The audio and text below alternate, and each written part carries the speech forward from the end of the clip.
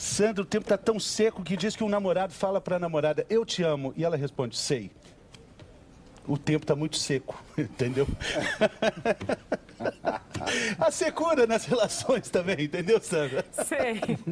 E com essa piada pra lá de oportuna, eu começo o nosso estudo de hoje. Você achou sem graça esse começo? É coisa do estagiário, vou tratar de tomar providência com isso, ok? Enquanto isso, produção, roda a vinheta aí. Ô, estagiário!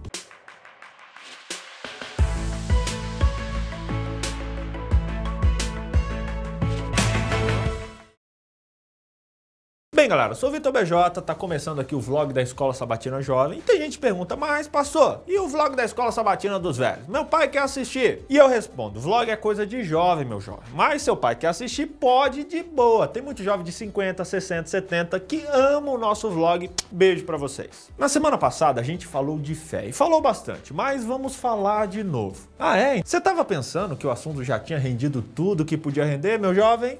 Você se equivocou. De cara, a gente começa com um tremendo desabafo do apóstolo em Gálatas 3, verso 1 ao verso 5, que eu não vou nem ler aqui. Ele chama os Gálatas de insensatos, enfeitiçados, sem juízo, e eu vou parar por aí. Expressão interessante, né? Mas sabia que em grego a palavra que ele usou quer dizer estúpido? Que deselegante.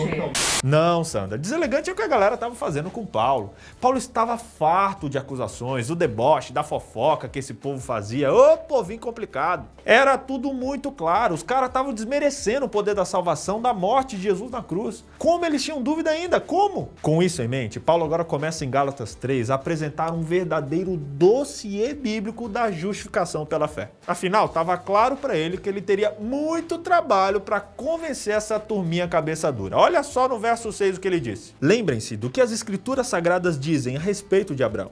Ele creu em Deus e por isso Deus o aceitou. Se com Abraão, o pai da fé, foi assim, o que podemos aprender sobre justificação? Pense nisso. Era isso que Paulo queria fazer a galera pensar. O patriarca que inaugurou a aliança com Deus foi aceito só e somente pela fé. Agora, por que Paulo usou Abraão? Simples. O cara é uma figura central no judaísmo. Paulo não era bobo. Paulo começa a apelar citando Abraão 9 vezes em seu texto em Gálatas. Porém, mostrando o Abraão da fé e não apenas da obediência. Paulo mitou nesse argumento, não é?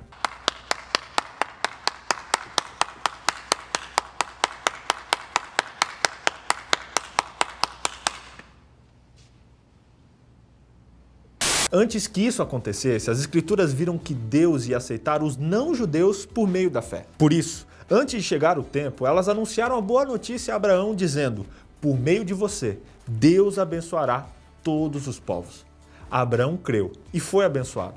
Portanto, todos os que creem são abençoados, como ele foi. Segundo Paulo, o próprio Deus pregou a Abraão. E esse foi o verdadeiro evangelho. Mas quando isso aconteceu? Quando Deus pregou a Abraão? A citação que Paulo faz de Gênesis 12, verso 3, mostra que ele conhecia muito bem o trecho em que Deus faz um trato, uma aliança com Abraão. Olha só, certo dia o Senhor disse a Abraão, saia da sua terra, do meio dos seus parentes e da casa do seu pai, e vá para uma terra que eu lhe mostrarei. Os seus descendentes vão formar uma grande nação.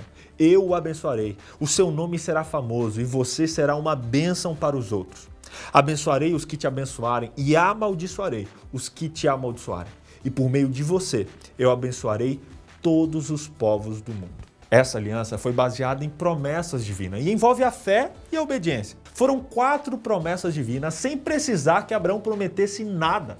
Ficou caladinho, pianinho. Nós geralmente prometemos que serviremos a Deus somente se Ele, em troca, fizer alguma coisa por nós. Altas barganhas. E isso é legalismo. Deus não pediu que Abraão prometesse nada, mas que simplesmente aceitasse as suas promessas pela fé. Claro que isso não foi fácil. Abraão teve que, do nada, aprender a confiar inteiramente em Deus e não em si mesmo. O chamado de Abraão, portanto, ilustra a essência do evangelho, a salvação pela fé.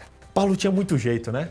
O cara tinha muita técnica, tinha, sei lá, um jeito de usar as palavras. Isso sim é ter feeling, é ser meticuloso, é não dar bola fora.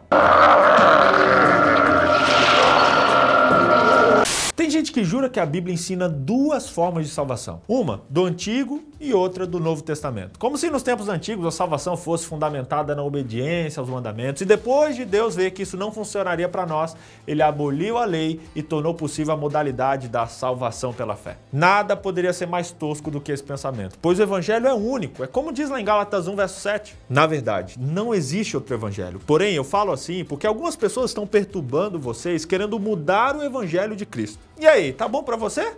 O evangelho é um só e a salvação perante a Bíblia só pode ser fundamentada na fé. Os oponentes de Paulo ficaram pra lá de assustado com as ousadas palavras que ele disse em Gálatas 3, verso 10. Olha só a treta. Os que confiam na obediência da lei estão debaixo da maldição de Deus, pois as escrituras sagradas dizem: quem não obedece sempre a tudo que está escrito no livro da lei está debaixo da maldição de Deus. Eles juravam que eram benditos, não é? Que nada. Estavam tomando para si uma tremenda maldição. Tenso, bicho, tenso. Paulo contrastou as alternativas completamente contrárias, a salvação pela fé com a salvação pelas obras. A má notícia, tanto para gentios quanto para inimigos legalistas de Paulo, é que a lei é integral e todos pecaram e carentes estão da glória de Deus. Não importa o quanto a gente tenta ser perfeito e bom, a lei só pode nos condenar como os transgressores. O preço do resgate tinha que ser pago. E Cristo já pagou. Por mim e por você. Ele voluntariamente tomou sobre si toda a nossa maldição, pois o salário do pecado é a morte, e ele sofreu essa morte no nosso lugar. Minha gente, o sacrifício é muito profundo. E com essas palavras eu fico até sem comentários por hoje. Curta a nossa página no Facebook, Escola Sabatina Jovem, e se inscreve aqui no canal, que semana que vem estamos de volta. Tchau!